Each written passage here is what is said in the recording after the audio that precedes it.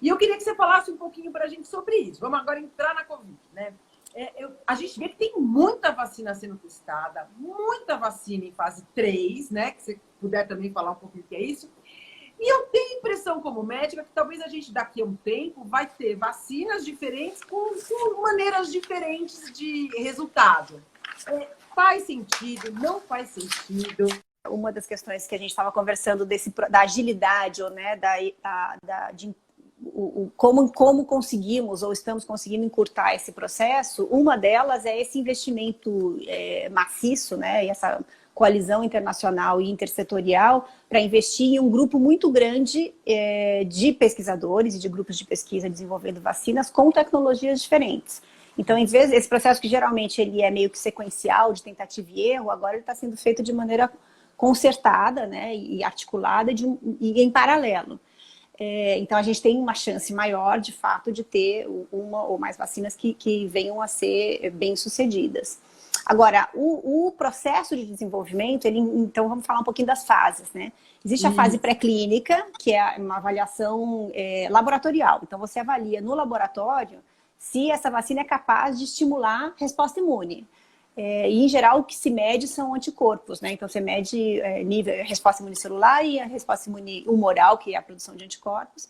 E aí, se isso funcionar em laboratório, você passa para modelos animais, você avalia em modelos animais, e aí, a depender da vacina, você usa um ou outro tipo de modelo animal para avaliar a segurança e imunogenicidade, também produção de anticorpos em modelos animais.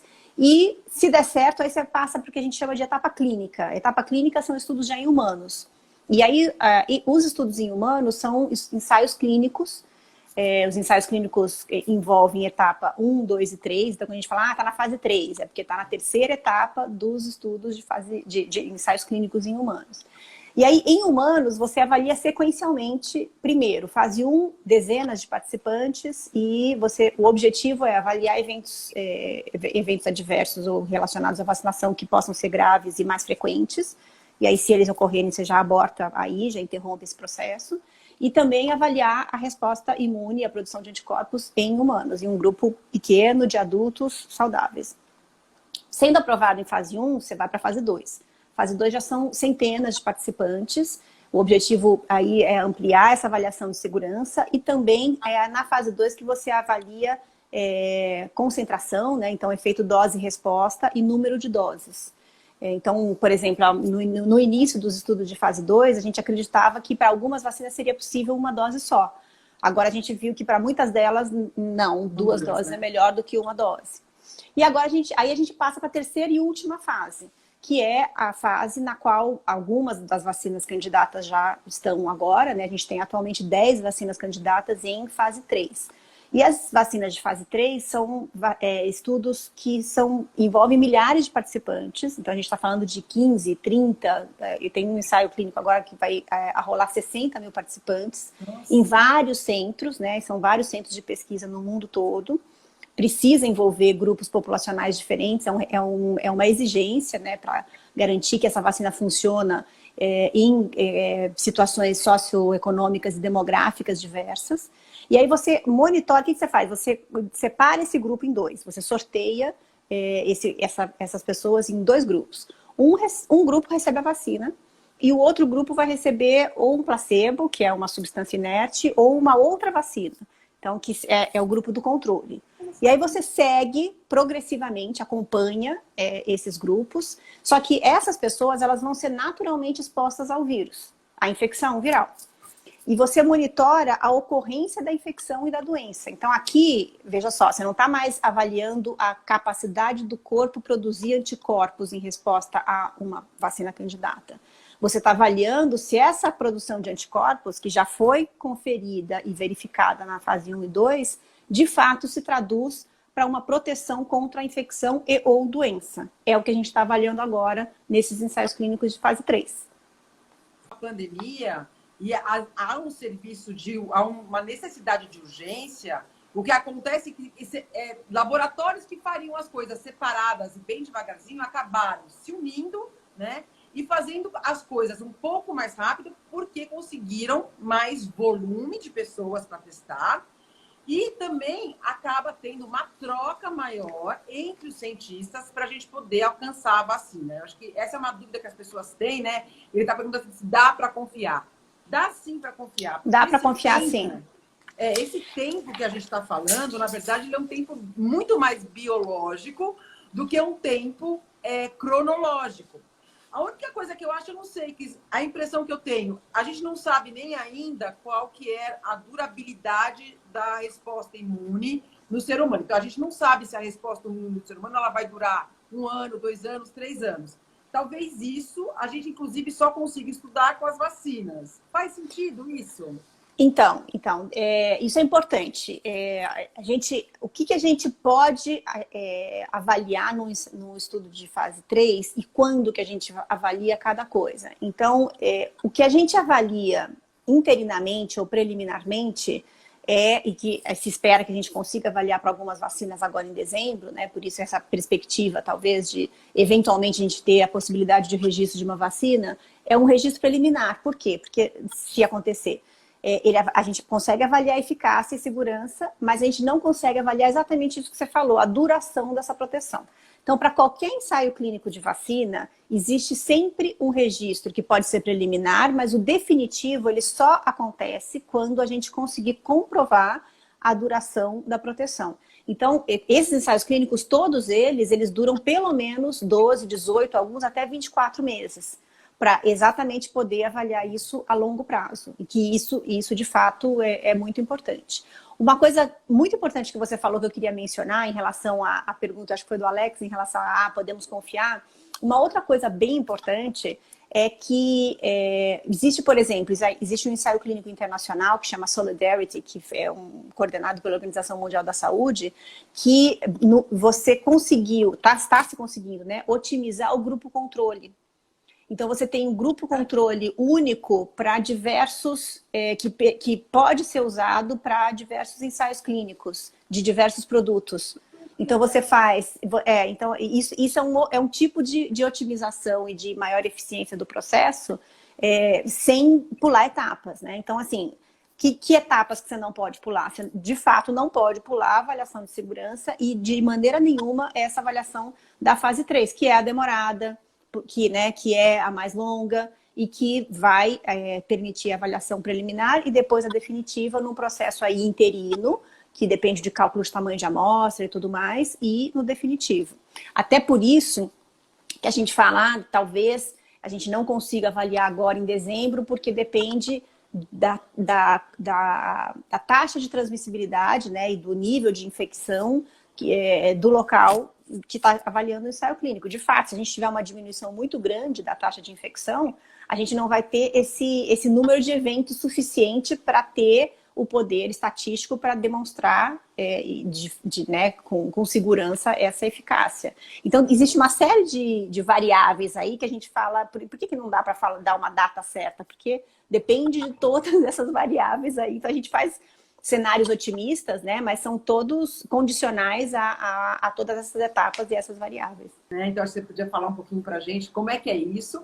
E outra coisa que é um pouco polêmica e que eu tenho batido muito, que é a história do rebanho, né? Que a gente só pode falar em imunização do rebanho perante vacina, né? Eu acho muito difícil a gente falar de imunização de rebanho com a doença natural. Eu queria que você falasse um pouquinho sobre isso e explicasse para as pessoas essas duas coisas, como é importante tomar a vacina. Então, vamos começar pela imunização de rebanho, até porque o termo imunidade de rebanho, de fato, a gente só usa para a imunidade conferida por uma intervenção, no caso, a vacina. Nós, epidemiologistas, a gente costuma chamar a imunidade populacional, a imunidade que a própria doença confere. E assim, para a Covid, a gente não sabe qual que é, ainda não sabe qual que é o nível a proporção de suscetíveis na população, né? Portanto, os que ainda não foram infectados, que acumulando esse número de pessoas infectadas, acabam fazendo com que a velocidade e a capacidade de transmissão diminua. Existem várias hipóteses, inicialmente, e varia muito de doença para doença, né? Então, para o sarampo, por exemplo, que tem uma taxa de transmissibilidade muito alta, né, um número de transmissão, o R, né, muito alto, essa proporção é próximo de 90%. Se a gente for avaliar pela taxa de transmissibilidade, a estimativa assim, matemática seria, para a Covid, né, para o SARS-CoV-2, seria em torno de 60%, 70%. O que a gente tem visto, e tem estudos recentes mostrando, é que essa transmissão populacional, quando ela ocorre de maneira heterogênea, então ela ocorre em bolsões, e ela ocorre com grupos transmitindo mais do que outros grupos, né, dentro da população, então não é uma transmissão homogênea na população, ela acaba gerando uma redução temporária da transmissibilidade na população, e aí depois, eventualmente, uma recrudescência dessa transmissão. Então, já é esperado que para a Covid, por exemplo, nenhum lugar do mundo chegou a 60%, 70%. Um dos mais próximos que chegou a níveis muito altos foi Manaus, e a gente está vendo praticamente uma segunda onda agora em Manaus, e a gente está vendo segunda onda na Europa e tudo mais. Então, essa questão de imunidade populacional, né, que não, como você falou, não é imunidade de rebanho, de fato, não é o caminho a seguir de jeito nenhum. E aí, passando para a vacina, né? Qual que seria a proporção da população a ser vacinada que resultaria numa interrupção da transmissão do vírus na população? A gente ainda não sabe. Por quê? Porque a gente não sabe qual que vai ser a eficácia da vacina. Nem para quais grupos populacionais, nem qual vai ser a eficácia e nem para que ela vai prevenir. Ela vai prevenir a infecção, ela vai prevenir a infecção com sintomatologia clínica, ela vai prevenir a doença grave. Está tudo sendo avaliado, são desfechos que estão sendo avaliados nos ensaios clínicos, mas de fato o que a gente vai obter de resultado dos ensaios clínicos, estamos aguardando e monitorando muito de perto. E a gente tem alguns países internacionalmente que têm muita tradição e muita competência em produzir tanto medicamentos quanto vacinas em larga escala, como insumos para grupos farmacêuticos internacionais grandes. Então, de fato, de onde vem ou de onde não vem, não tem muita relevância. O que é importante é todo o processo de avaliação. Então, como é feito o ensaio clínico, como é feito o processo de registro e certificação da vacina. E aí, em particular, o processo de registro e certificação, acho muito importante mencionar aqui, que para qualquer vacina, mas também para a vacina da Covid, ele segue um arcabouço regulatório, que a gente chama, né, que é todo o passo a passo de o que tem que ser avaliado, como tem que ser avaliado, que é um arcabouço regulatório da Organização Mundial da Saúde. E é alinhado com todas as agências regulatórias do mundo, né? Algumas exceções que a gente vai falar daqui a pouquinho, mas em geral as agências regulatórias fortes, né? FDA, a Agência Europeia do Reino Unido, a Anvisa do Brasil, seguem essas etapas. Então a gente tem muita tranquilidade de que uma vacina aprovada por uma agência regulatória que segue as etapas estruturadas pelas diretrizes internacionais, vai ser uma vacina que a gente pode confiar que seja segura e eficaz. E esse processo, ele envolve desde a avaliação documental, avaliação dos ensaios clínicos, e inclusive visita do local de produção das vacinas para ver se o processo, a planta de produção, segue o que a gente chama de boas práticas de produção, que é todo um processo também pré-definido de avaliação da produção, né? De medicamentos, de vacinas, de qualquer produto que a gente considere. Então, isso dá uma segurança e dá uma tranquilidade maior a todo o processo. Tá, vamos falar um pouquinho do método mesmo, né? Porque a gente tem essas duas vacinas, né? A da AstraZeneca, a Oxford e a nossa aqui da Sinovac. A Oxford é uma vacina um pouco mais elaborada cientificamente, ou isso é uma coisa, eu estou extrapolando? Porque eu sempre achei que a metodologia para fazer a Sinovac era um pouco mais simples. E aí a gente conversou, Então, você acabou... vamos falar um pouquinho das plataformas de tecnológicas, Isso, né? Porque o simples e o isso. complexo não é a definição não é tão fácil. Vamos lá. Então vamos lá. Basicamente, a gente tem 4 grandes plataformas tecnológicas sendo utilizadas para a produção dessas vacinas. Então, vamos começar pelas que a gente chama de tradicionais. Por que tradicionais? Porque são metodologias de produção de vacinas que estão aqui já, né, há décadas e que já são utilizadas para a produção de várias vacinas que a gente usa rotineiramente, que estão aí no nosso programa. Então, as vacinas convencionais ou tradicionais são o quê? São vacinas que pegam o vírus, vamos falar do vírus, né? No caso, a gente está falando de SARS-CoV, então poderia ser uma bactéria, mas nesse caso a gente está falando de vírus. Ele pega o vírus e aí ou inativa, o que é inativa? Processos físicos ou químicos, você mata o vírus. Mas você mantém a capacidade de estimulação do sistema imune por parte desse vírus inativado, morto. Tá? Exemplo, vacina da influenza, é uma vacina inativada. A vacina da Sinovac é uma vacina inativada. Então, é um vírus da SARS-CoV-2 inativado, não é capaz de causar doença, mas ele é capaz de estimular a resposta imune. Tá? Uma outra tecnologia, também chamada de convencional, é do vírus atenuado. Qual que é a diferença?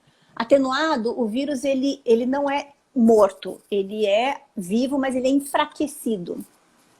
Vantagens, e quais vacinas que a gente tem, né, na nossa rotina que são atenuadas? O vírus da febre amarela é um vírus atenuado. Qual que é a vantagem? Em geral, ele tem uma estimulação antigênica muito potente.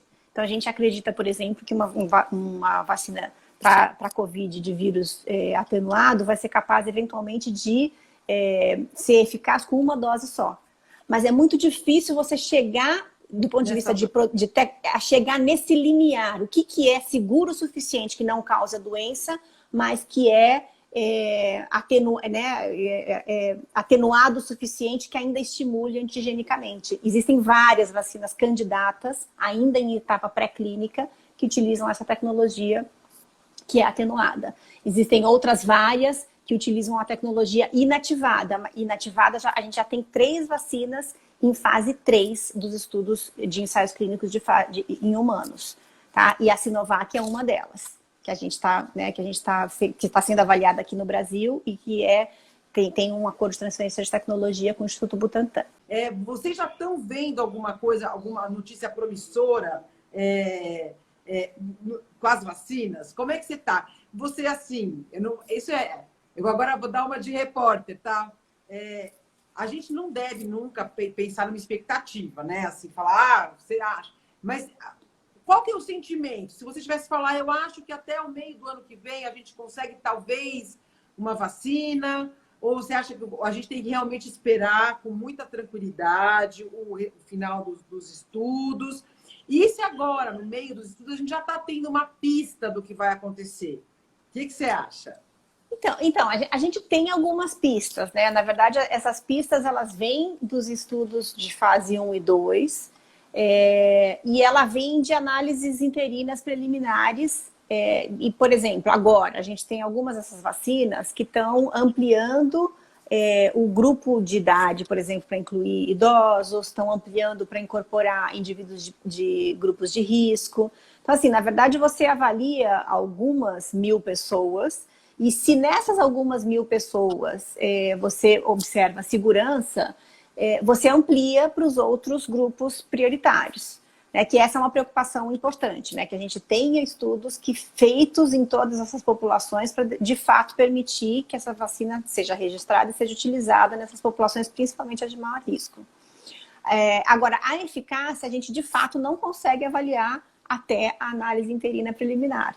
Então, só quando se atingir o número X de eventos necessários para estatisticamente a gente conseguir avaliar a eficácia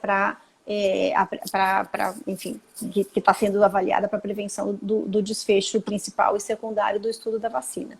Mas, assim, o que a gente... E tudo está sendo feito assim para a pandemia, né? A gente antecipa tudo que pode ser feito antecipadamente, a gente antecipa. Porque existe uma chance grande se a gente está falando de 10 vacinas em fase 3, né, existe uma chance grande de que algumas delas, de fato, vão ser eficazes e seguras. Isso, historicamente, é a probabilidade de vacinas que iniciam fase 3 de fato, serem aprovadas. Então, a gente trabalha, vamos dizer assim, de maneira preliminar, tentando organizar e preparar as questões operacionais necessárias para, caso seja avaliada preliminarmente em dezembro, ou em janeiro, e caso seja aprovada preliminarmente, a gente tem aí uma previsão de algumas etapas que acontecem sucessivamente depois, que nos norteiam em relação aos prazos, né? Então, se for aprovada, a gente tem todo o processo de controle de qualidade. Então, vacinas, elas passam por um controle de qualidade que ele ocorre lote a lote. Cada lote da vacina tem que passar por um controle de qualidade. E avaliação de estabilidade, uma série de outras coisas. Também é padronizado. Esse processo leva pelo menos um mês. Existe o processo todo de registro, avaliação e registro por parte da Anvisa. Lembrando que no processo habitual, essa avaliação ela é muito longa, ela é demorada, são dossiês aí de 10 mil páginas que são avaliados, visita a planta de produção e tudo mais. O que está sendo feito agora? Uma série de coisas estão sendo feitas de maneira articulada. Então, visitas às plantas de produção, em vez de cada agência nacional ir fazer a visita e avaliar e confirmar que tem boas práticas de produção, isso está sendo feito de maneira articulada com a Organização Mundial da Saúde. Outras coisas que estão sendo feitas, um processo que a gente chama de evolutivo, né? Então, em vez de esperar toda a documentação dos ensaios clínicos e depois entregar tudo, né? O calhamaço, olha, vamos avaliar agora, isso está sendo feito, a gente chama de rolling submission. Então, vai submetendo aos poucos os processos para avaliação progressiva. Isso já está acontecendo para as vacinas aqui da Oxford, AstraZeneca e da Sinovac. Então, a gente espera que esse processo seja também encurtado, mais ou menos um mês. Aí tem todo o processo de distribuição da vacina. Então, assim, entre essa avaliação preliminar e, de fato, a administração, né, em larga escala, através do Programa Nacional de Imunização, pelo menos 2 meses. Então, quando me perguntam, o que você acha? Eu não acho nada, mas eu faço uma estimativa otimista, mas assim, condicionada às etapas anteriores, de que antes de final de fevereiro, início de março, muito difícil a gente ter uma vacina de fato sendo administrada em larga escala na população.